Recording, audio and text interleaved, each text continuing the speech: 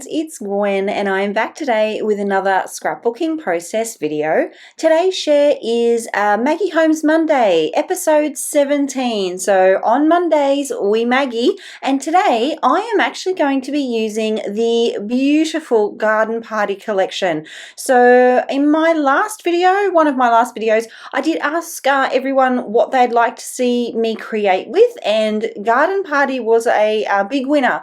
And why not? You know, if I don't use it when it's new and exciting and in my stash and new to me, then, you know, really what's the point in hoarding it away and then using it when it's 1 or 2 years old? So really happy to be using this collection for my layout. So this is the plan. I have this cut file from Cut to You. It is called Butterfly Cluster. I'm scrapbooking this photo of my mum and I actually at my 40th birthday party. And I have already decided on my title, which will be lovely. Oh yes, now I just wanted to show you there, I have talked a little bit in the past on my channel about the alignment of things and keeping the outside line of elements interesting. So when I was looking at positioning my photo there, I'm being very careful not to make it line up along that line in the background pattern paper there. See how it's positioned at the moment and the top of the photo is lined up with the top of that line. So I'm going to actually scooch it up ever so slightly so that it's above that line, just to make that outside edge interesting.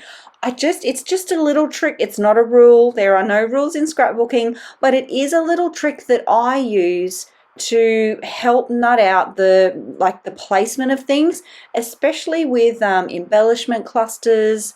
Well, anything really. Yeah, it's just a little bit of a trick that I use to make the page interesting, I guess is the right word. I don't know. I just like it like that. Okay. And you know what? I really love hearing about how we all have our own little ways that we do things when we create. I love it when I'm watching YouTube videos and creatives share their little things that they do that's a little bit different for the way that they create. Anyway, back to the layout. I am going to work on my embellishment clusters. I have the little green piece there, that's from the chipboard set, this sheet here, and I am going to pull across a couple of butterflies and a few other smaller elements onto the page.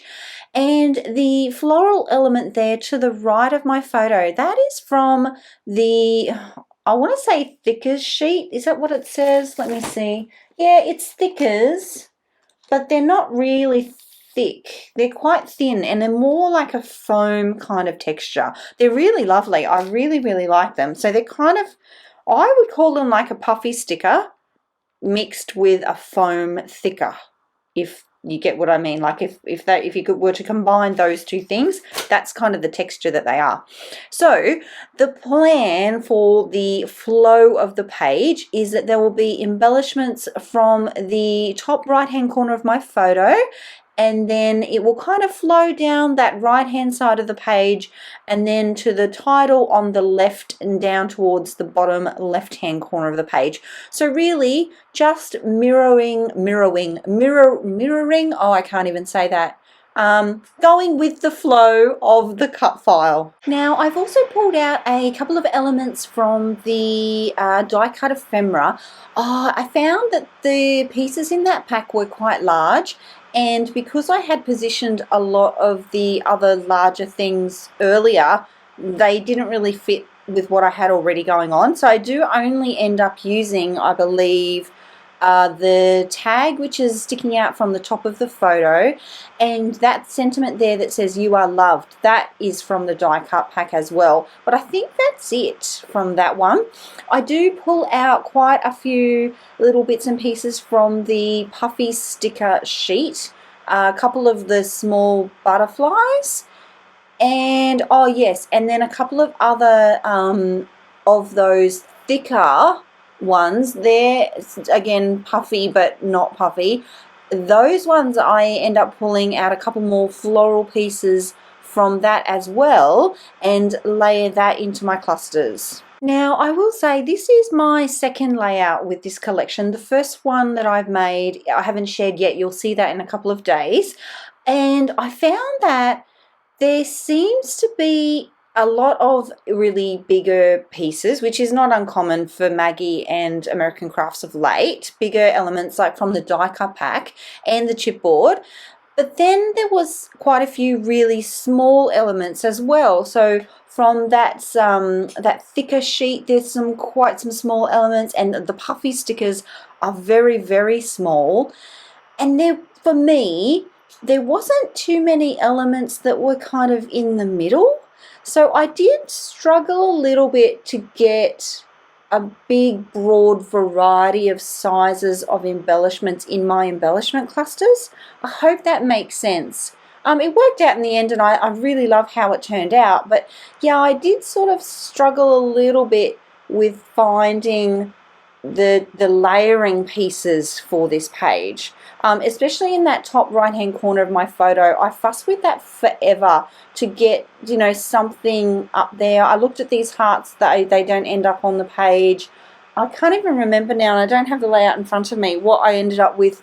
It works out, but yeah, I did find that there was a bit of a gap between the giant embellishments and the teeny tiny embellishments, and bridging that gap together was a little bit of a challenge for me. It might also be because I had like set plans with the cut file and the photo and the title, and then I wasn't really able to be flexible around that. Maybe that could be a consideration. And the fact that I've only worked with a collection for one other page.